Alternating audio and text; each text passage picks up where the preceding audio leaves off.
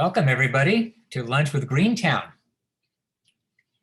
This is the fourth week of a 5-week series of talks on environmental topics of interest to GreenTown and your local environmental group, founded over 10 years ago. One of our projects is planting trees. We had to take a 2-month break this year because of the pandemic, but we started again and planted a dozen trees last week, including 2 valley oaks at Shop Park Saturday with the Los Altos High School Green Team. We also have a popular summer internship program, and we take an interest in policy issues and we'll advocate for the things that we think are important, such as the REACH codes last year. Take a look at our website for more information and to volunteer to help. These lunch talks take 1 hour and there is time for questions. Use the chat feature to ask your questions. The talks are being recorded and will be posted later. A big thank you to the Los Altos Parks and Rec Department for help in hosting this series, and another shout out to the Sereno Group. They provided the funds for our outreach with a grant from their 1% for Good Climate and Culture Fund. And now let's begin. Today's talk will look at plant-based eating. The invitation you received included several meatless lunch menu ideas to try, and I'm sure the presenters, Isabel and Peter Canuta, are hoping that you tried one. I did. So now, Isabel and Peter, tell us about the future of food. Okay, thanks, Gary, for the introduction. Let's see if I can share my screen.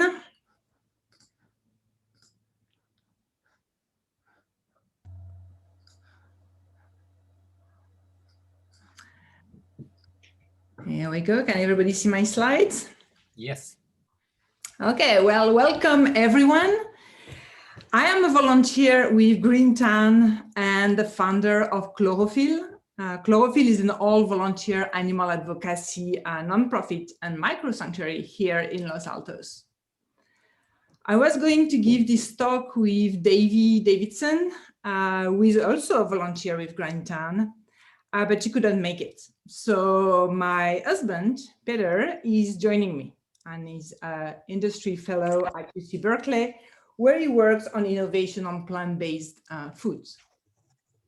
So today we are going to discuss why the future of food is plant-based. We will look at the way we raise the animals we eat and the impact on the planet. And we will end with some practical and easy way to help your transition to this future. So like Gary said, if you have any question during the talk, please put them in the chat window and we will answer them at the end when we have time for Q&A. But before we start, I have a quick poll. I would like to get to know you a little bit before I start doing the talk. So let me launch that. Okay, you should see a poll that came up on your screen. There are 3 questions in it. If you make sure you scroll down to see the 3 of them and answer. I'm going to give you a minute or so to answer those 3 questions. Better for the environment than factory farms. Well, that's a leading. Are you on mute? Yes.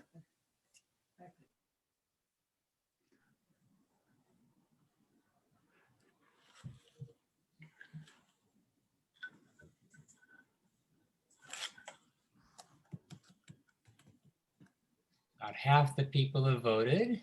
Yeah, I see that. You want like 10 more seconds.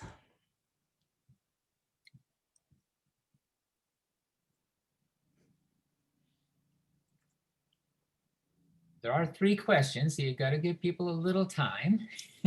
Okay, 30 seconds. Yeah, make sure you scroll in that little window.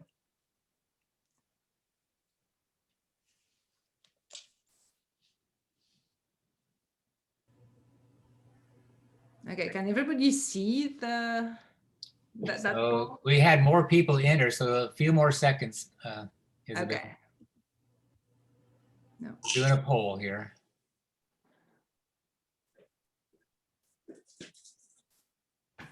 Okay, so there are 3 questions. Make sure you scroll down to get all of them.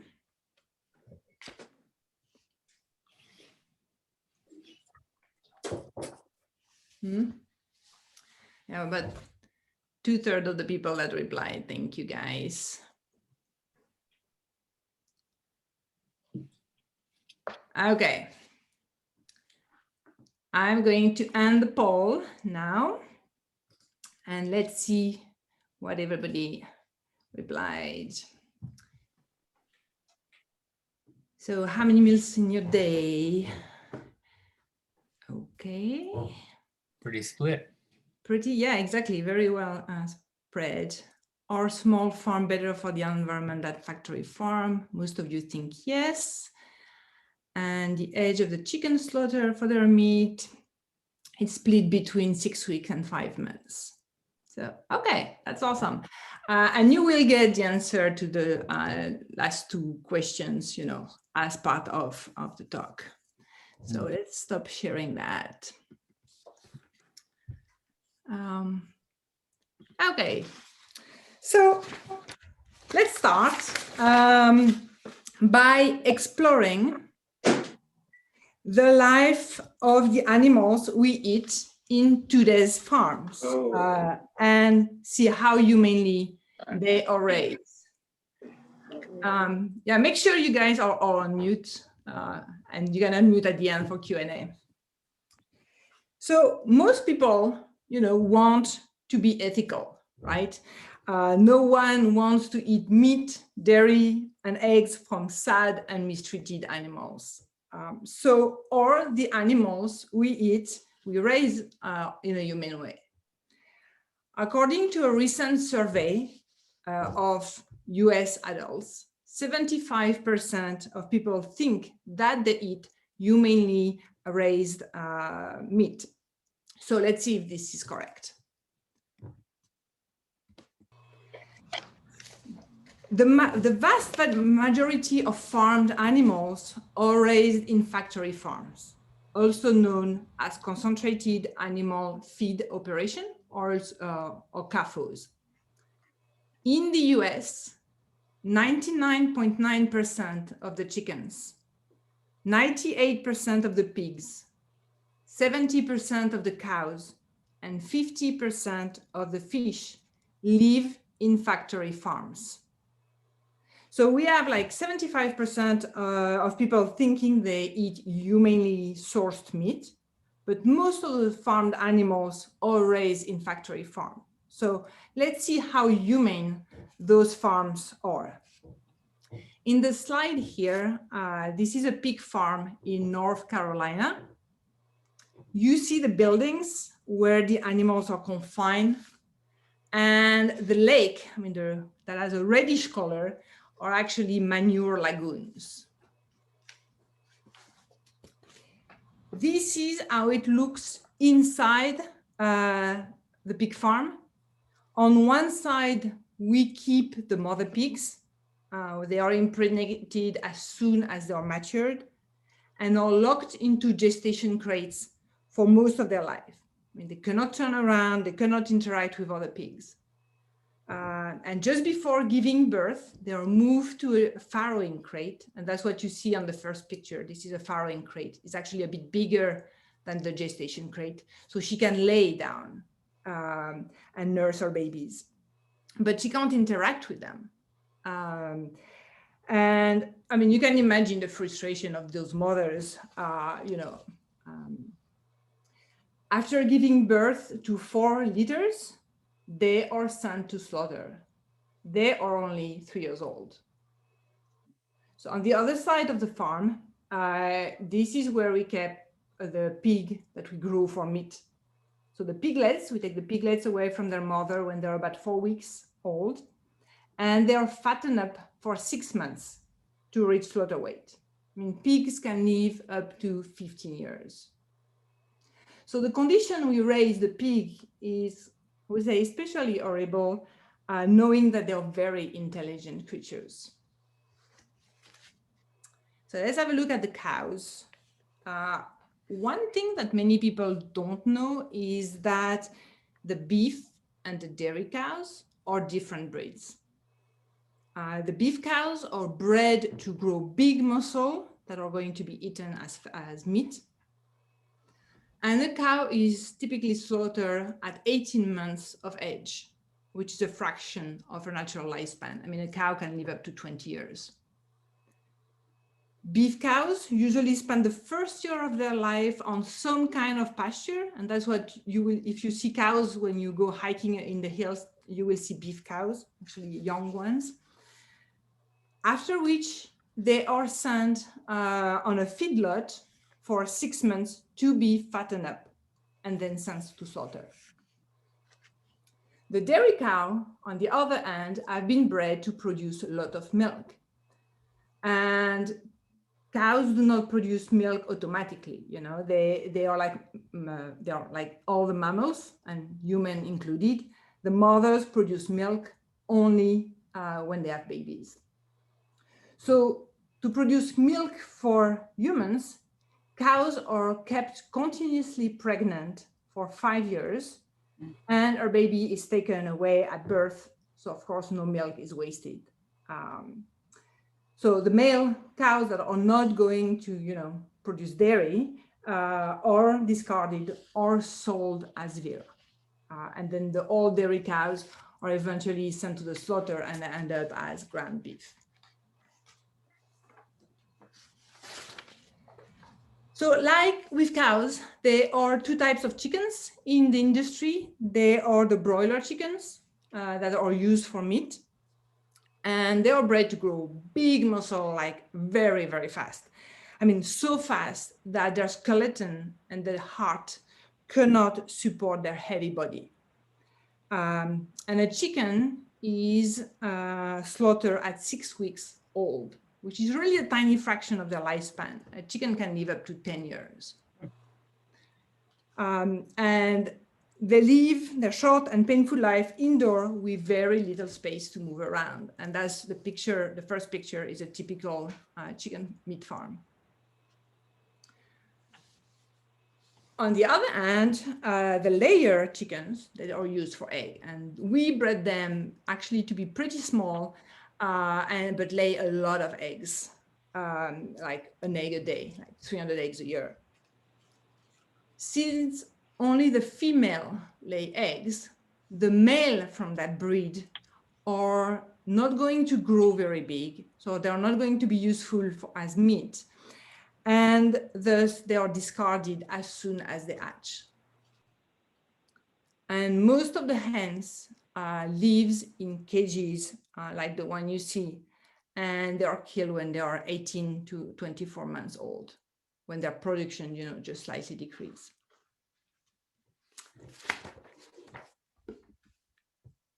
Fish, because we often forget about those guys, they are either caught in the wild or raised on a farm. In the first case, we throw huge nets in the ocean, and they are dragged, to catch them. I mean, the quantity of life we remove from the ocean is enormous. Actually, it's because there is not enough fish left in the sea that the number of fish farms are increasing. I mean, more than 50% of the fish that we eat today are coming from farms. So that was a quick overview of the life of those animals. When it's time to send them to slaughter, they're rounded up and loaded in transport truck or boats, depending on their destination. You can imagine that loading cows or pigs in a truck like that is not a stress-free process. I mean, they don't want to go in it. They are prodded to get them moving and crammed into those 18-wheeler metal trucks, most of the time with no AC, no food, or no water. And so they are just exposed to the cold or the heat of the entire journey, which is often hundreds of miles. And then the last day at the slaughterhouse, the chickens are taken out of their transport crates and are shackled to knock them unconscious before slicing their throat. they are dunked into an electrified water bath. Hanging upside down by their feet is most certainly not pain or stress-free. I mean, they do suffer. That is probably not humane, right? Similarly, pigs and cows are walked through a narrow enclosure when a door closed behind them. They are stunned with a gun placed on top of their head and hang by their leg to have their throat cut and bled until they die. This is how we kill the animals we eat. Stunning a cow before killing her is actually considered humane by the Humane Slaughter Act. But does it really fit the humane definition? Do you think that is compassionate? I mean, you don't really have to be an expert in animal behavior to see fear in her eyes. She most probably does not want to die. So animal agriculture does not only impact the animals, but people too. There is a huge aspect of social justice that needs to be considered when looking into animal agriculture. Actually, this topic deserves a talk by itself, so I'm only going to give you some of the key issues. Factory farms are an unhealthy and stressful work environment. I mean, imagine being a worker in one of these farms, hard work, little pay, witnessing violence every day. Many of them end up with PTSD. Nobody wants to do this merciless job. People who do it have to do it because it's the only way they can bring food on their table. And they are also very unsafe workplace. The work in a slaughterhouse or a meat packing plant is mechanical, repetitive, and dangerous. There was some stat from the Tyson meat packing plant. They reported an average 1 amputation per month in the first 9 months of 2015. And in 2016, 6 out of 100 workers reported work-related injuries. And I think those numbers are pretty low. The real thing is probably higher because workers are often undocumented immigrants and can't really complain about the condition without the fear of being, deported. You probably have heard during the beginning of the COVID pandemic that meat workers have been heavily affected. And then, imagine living in the neighborhood of those farms. The stink, the fume, the flies, people become sick from toxic gases coming from the animal waste. They can't enjoy their own backyard. They can't really open the window on summer nights because of the stench that is coming from the farm miles away. And to make matter worse, factory farms are much more concentrated in higher minority areas, as nobody wants them in their backyard. And the price of those property decrease drastically and they can't afford to move away. Okay, so now Peter is going to talk actually about the sustainable part of animal agriculture. So switching. Hello. So let's look at sustainability. Which resources is animal agriculture depleting or permanently damaging, according to the definition of sustainability?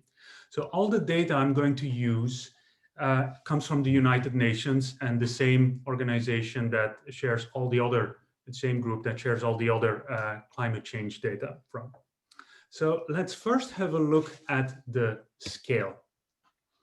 How many farmed animals are there alive at any point in time to feed the approximately almost 8 billion humans? So this is worldwide. So there's 1 billion pigs, 1.4 billion cattle, 23 billion chickens, and there are in fact about 60 billion fish that are farmed worldwide. Doesn't count wild fish or other seafood. In fact, in order to feed these 16 billion fish, we feed them about 500 billion wild-caught fish. we feed small fish to the big fish that we farm. And these numbers are huge, but they're constantly increasing. And I'm not sure that to what extent everybody is aware, but the meat consumption worldwide is rapidly increasing. Even in the US, it's increasing. Two reasons. One, population is increasing, but then developing nations are becoming wealthier, and due to the intensive farming that Isabel mentioned, meat is getting cheaper and cheaper. So if you look at the graph on the right here, you see the consumption of meat per person per year. And so what is obvious is that the brown line, the beef, is slightly decreasing. So relative to the other two, eat a bit less beef. But pork and chicken, the two highest lines, are rapidly increasing, and there's no sign of that slowing down. In fact, pork and chicken together are now more than 70% of all animals that are farmed in the world. So this growth and the impacts we will talk about leads the United Nations to say that livestock are one of the most significant contributors to today's most environmental problems, and that urgent action is needed to remedy this situation. So I'm going to go through a few of these environmental impacts. The first one is greenhouse gases, and we all know about greenhouse gases as they are the direct cause of climate change.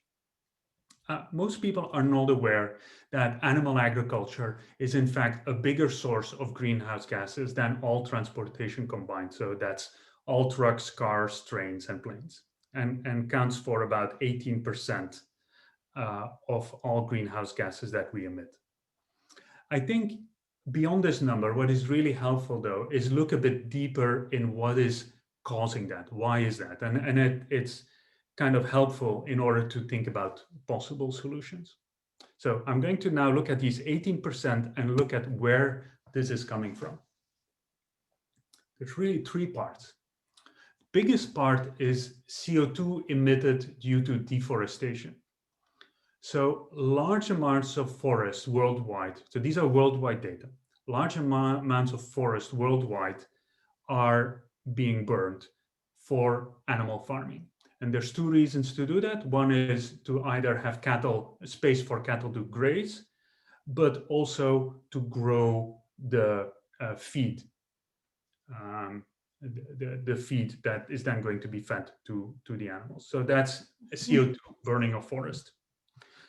Second is manure, and that's methane. So the next two are methane. So there's all these animals, they poop, and there's enormous amount of manure, and that manure generates methane. And the third part, which only applies to ruminants, cows, sheep, and goats, for animal farming, is caused by digestion of grass in their rumen. And due to the digestion of the grass, they generate a lot of methane. So the last two are very potent greenhouse gas, methane. Now, everything else together is less than 10% and is really minor. And one thing that doesn't even show up in this graph, because it was less than 0.1%, was transportation. So this is transportation of the meat post slaughter. So in that sense, from eating meat from far away or local, it doesn't matter. It's really, really bad. And transportation is really not a factor here. But I think the really important part of this slide is that the pollution is fundamentally inherent to the animal. They come from them being alive and therefore eating and pooping, and them needing space to be and space to grow the feed that they eat. So there's very little, it's so inherent, there's really not a lot that is doable beyond removing just having less animals. water is another big issue. Animal agriculture needs a lot of water. And in fact, one hamburger patty uses about 660 gallons of water, which is equivalent to 2 months worth of showers. So we hear a lot about taking shorter showers during the drought here in California. Kind of changing what we eat might have a bigger impact. And the reason is that both the water the feed needs, and then the water the animals need, and then during processing and slaughter use quite a bit of water as well.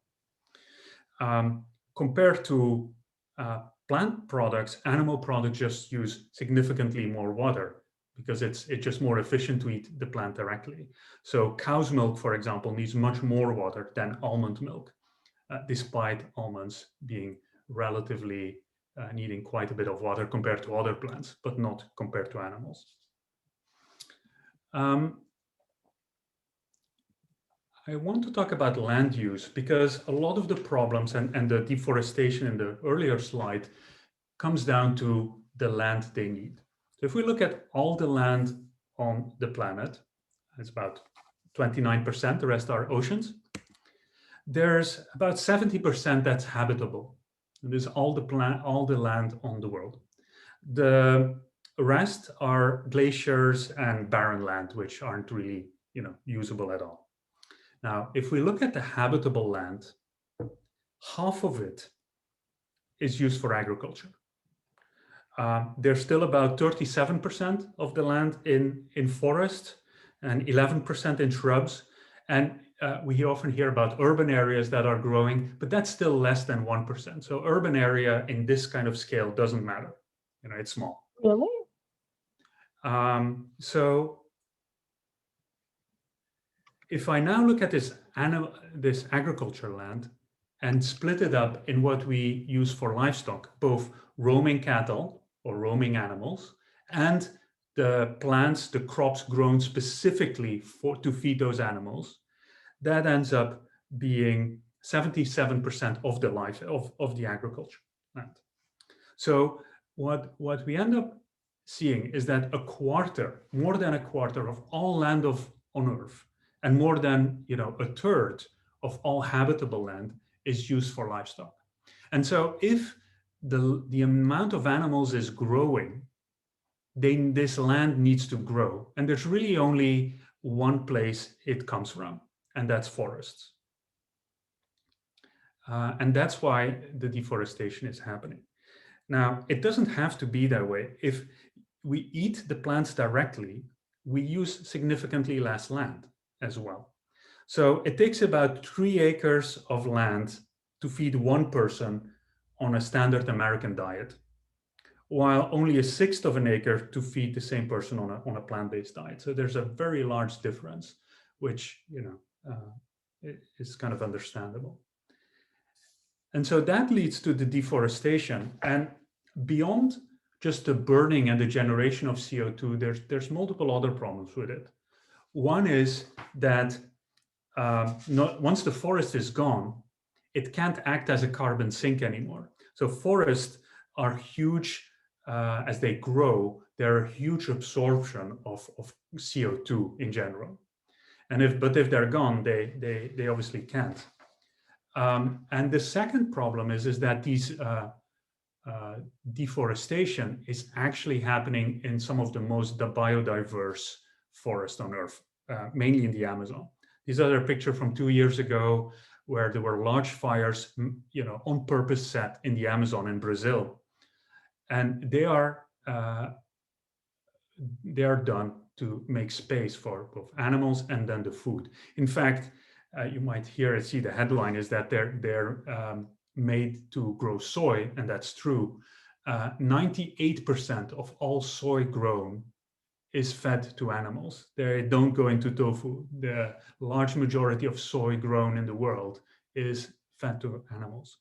So this deforestation leads to a lot of biodiversity loss and then species extinction. And a whole bunch of scientists have called the current era, the 6th mass extinction on Earth.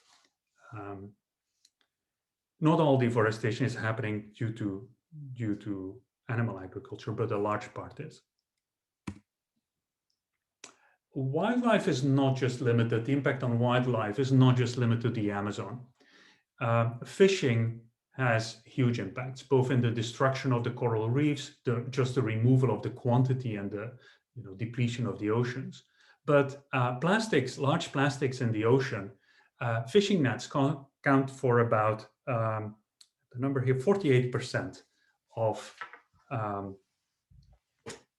about half of all fish, large plastics is due to fish nets. On land, there's been traditionally in the US lots of conflict between predators and ranchers. So coyotes, mountain lions have been killed and hunted to quasi-extinction because they eat the livestock.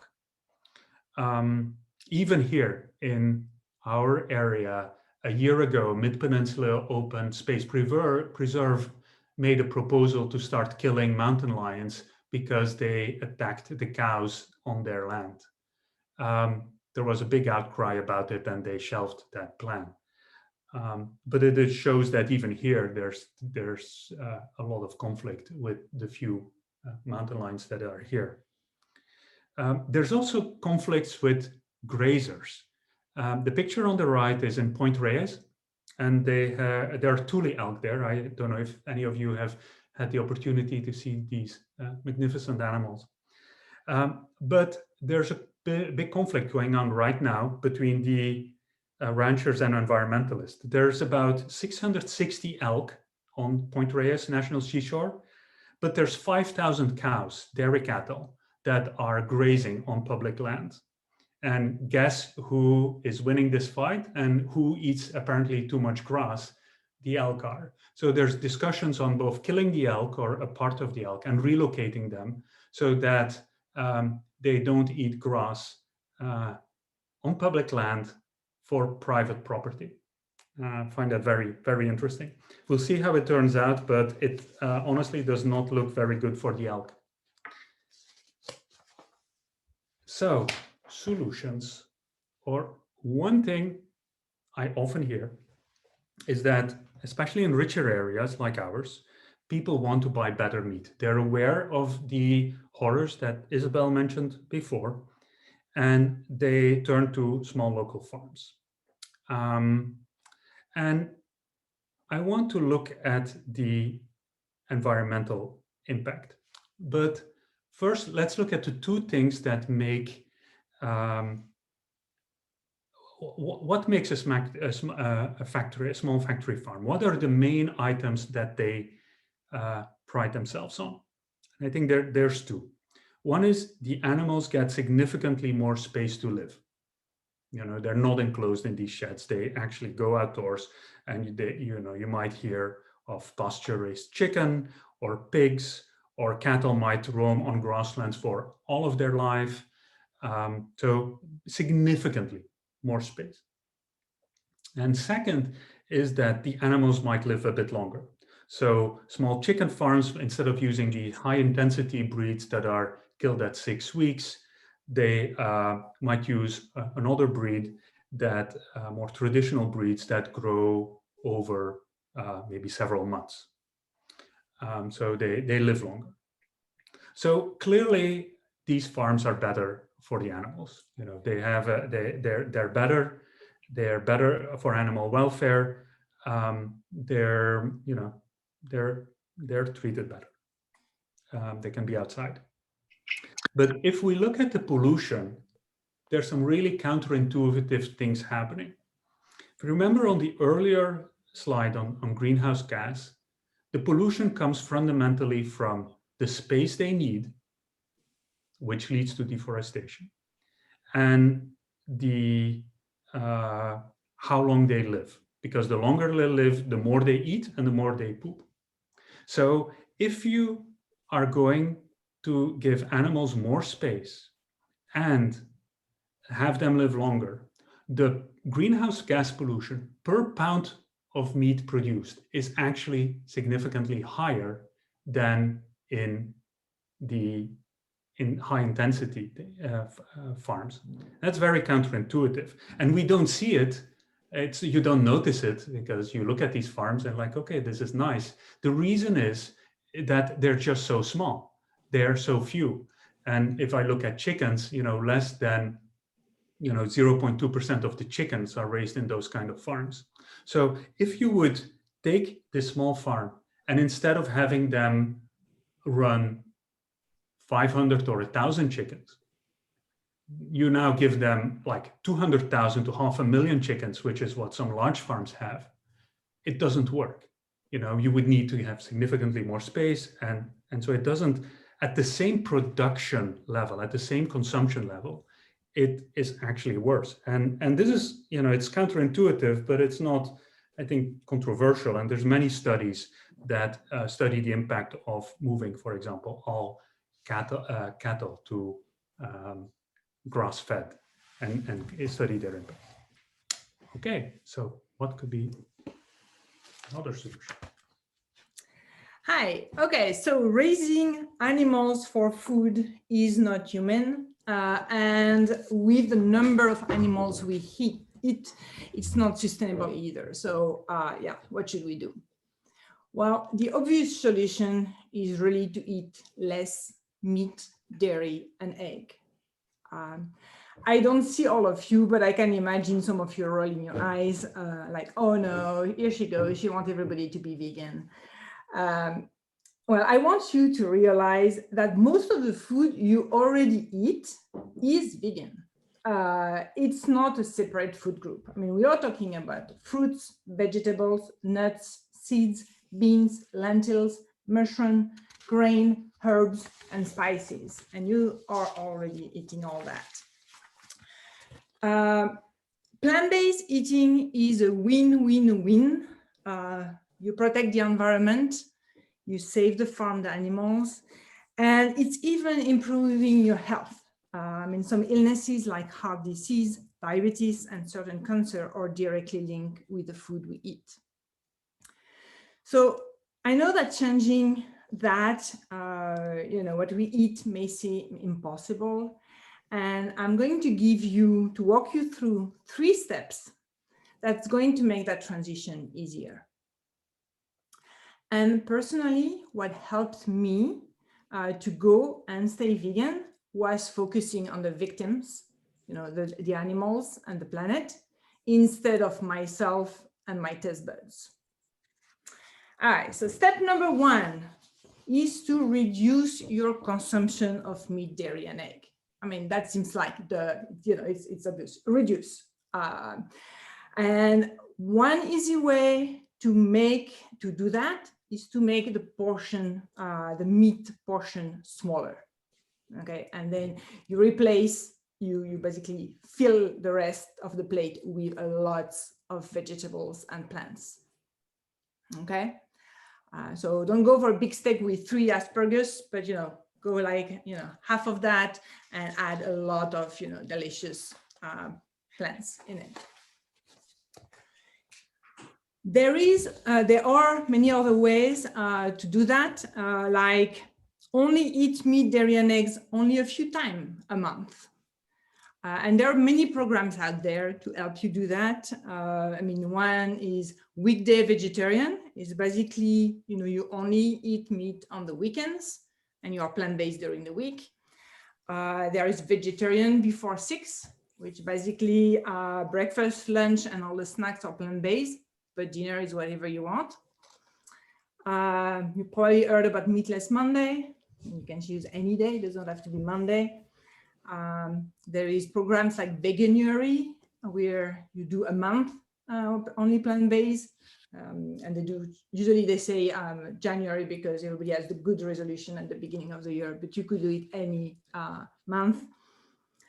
Or be really flexible, take your calendar and, eat plant-based when you're alone, when you have control on what you eat. And then, eat meat in social setting. I'm thinking, for example, Thanksgiving with your family, yeah, okay, eat the turkey that day. But, don't eat meat the other days. So lots of different ways. Find what works best for you. Step number 2 is to replace the animal products by their plant alternatives. There are so many great products out there that actually the challenge is to test them all so you can figure out which one you like the best. That slide shows some of the meat alternatives. You probably all heard about the Impossible and the Beyond burgers.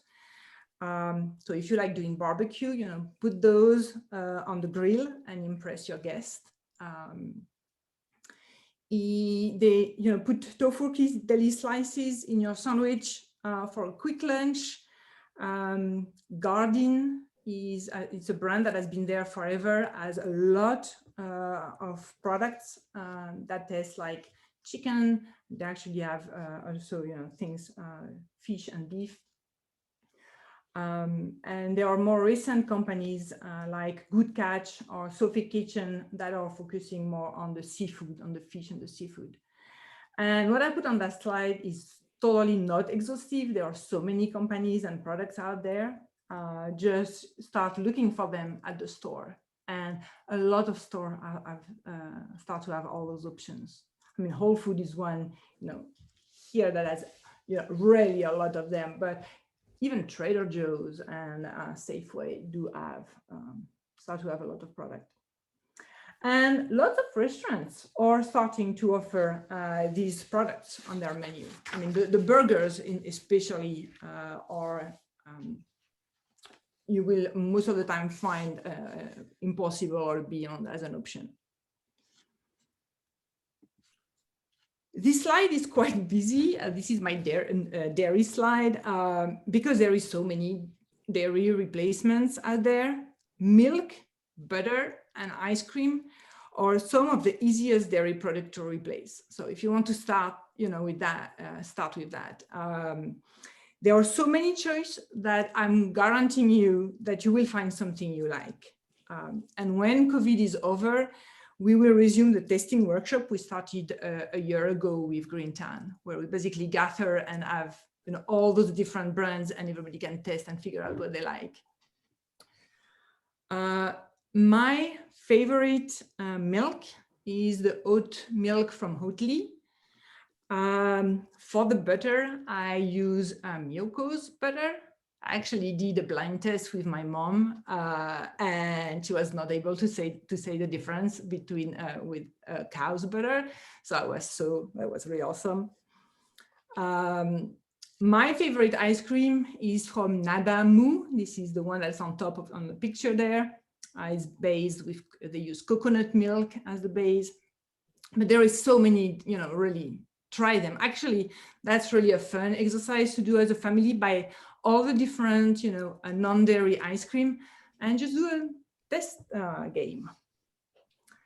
And cheese all coming there. It's not, perfect, but there is Violife and Miyoko's already getting really good at that.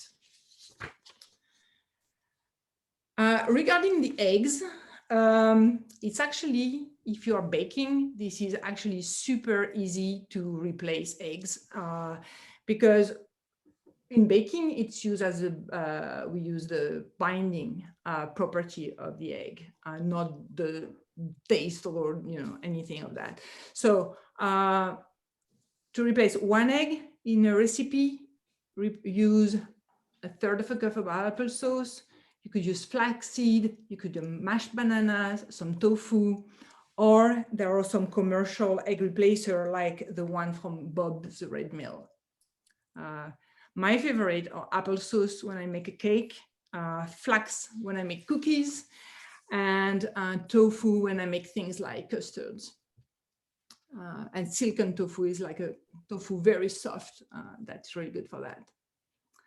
And then there is the fabulous, but a bit pricey, Just Egg, which can be used for scramble, where you really want more like the texture and the taste of egg. I use Just Egg in all the egg heavy recipe, like when I make quiche. Most other egg products like mayo also have great plant-based version. I put only 2 on the slide there, but there is probably like 10 or more out there. Okay, step number 3 is to embrace the whole plant-based food. Because in the process, you're going to discover new foods, plants you may never have heard of, or didn't know how to prepare. And your taste buds are going to evolve. You know, this is something, give them a chance. They're going to evolve. For those who likes cooking, I mean, it's actually a very fun adventure. I mean, it's like when you learn to cook, you know, in a new cuisine or something. Or for the people that like to, you know, or more like homesteaders and like to make their own staple. I mean, you could now make your own milk. You know, you don't need to have a cow and get her pregnant or anything. You just, you know, put nuts in your blenders and you get milk. I'm making my own yogurt too. For those who have less time to cook, you know, there are meal delivery services that have plant-based meals, like Purple Carrot, which is a 100% plant-based, but there is other services that offer, you know, a plant-based option. And then restaurants, you know, go to the local restaurants. We have here in our town, I mean, I'm not going to list them all, but Sumo Sushi Boat is one of the places that you may not expect to find plant-based food, but they do have a one-page menu just with plant-based sushis.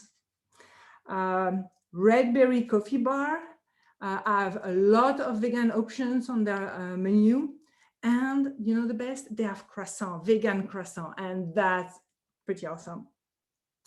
And then you have, you know, things like you can find the Impossible Burger, for example, at the Post. So that's just for the very local one. But as soon as you go, you know, a little bit outside of town, there are, you know, plenty too. So I found that there is much more variety in the food I eat since I became vegan. I also discovered many cuisine that are largely plant-based, like Indian food, you know, Thai or Mexican. I mean, look at this beautiful, delicious vegetable curry. Who does not want to sit at the table and, you know, devour it?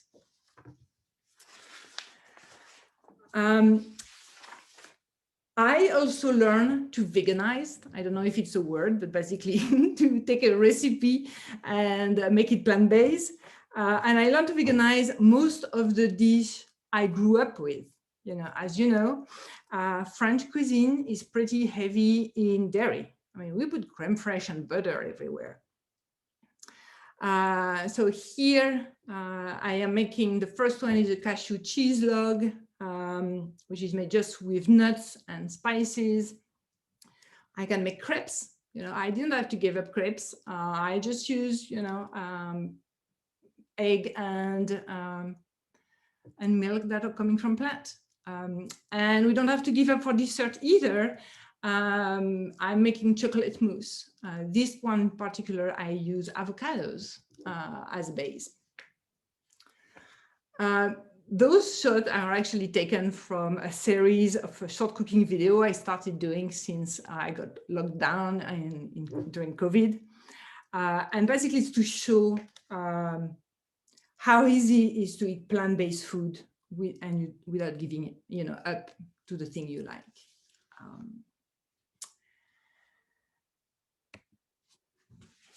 So I hope that I open your appetite for delicious plant-based foods, and that you realize that there is really no humane or sustainable meat, given the quantities that we consume.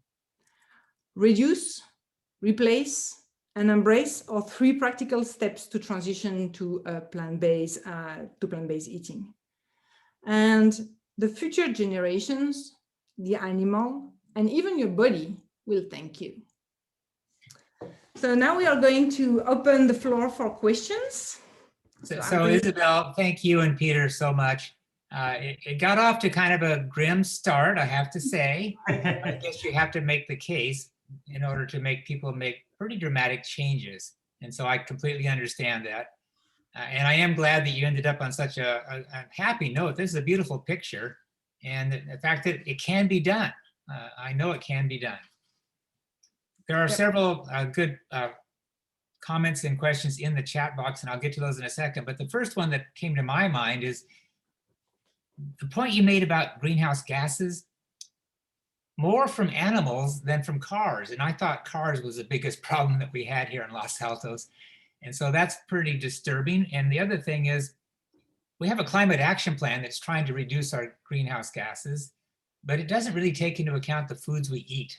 Yes. So, but and the problem is there are no good metrics, or so we've been told, to be able to measure our progress by. So it just isn't included, but you did find metrics. You came up with 18%. So I think it could be something that we add. It can be measured. I think the IPCC that looks at greenhouse gases does measure it. I think the problem is that the measurements are attributed to the location where they are produced and not the location where they are consumed. So if you look at Los Altos metrics, according to IPCC, because we don't have factory farms, they don't show up here. They will show up in, say the Midwest, or they will show up in Brazil or other places in the world.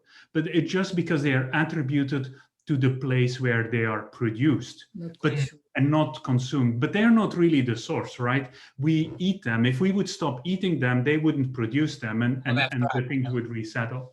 And I think that applies to other things. That's why it doesn't show up in local thing, but it absolutely shows up in all the IPCC reports from the United Nations. The IPCC is the Intergovernmental Panel on Climate Change. But if we measured our consumption, and I suspect it could be done, then we can have that impact. And the reason to even try to do that would be, obviously we'd want to try to offer educational information to people and try to reduce it that way. Because I think that's the key thing here, is letting people know that there is a serious problem and what they can do about it. And there are good solutions. So with that thought in mind, I'm going to turn quickly to the chat box, because Heather Durham has some comments about wanting to get this information from you. They work on a film that they're putting together. And maybe, Heather, do you want to ask a little bit about that, or tell us about that? Well, hi, everybody. Some of you on the call know me from producing SQ tags for 11 years now, and actually going on 12. We are in 20 stations in the Bay Area, public access.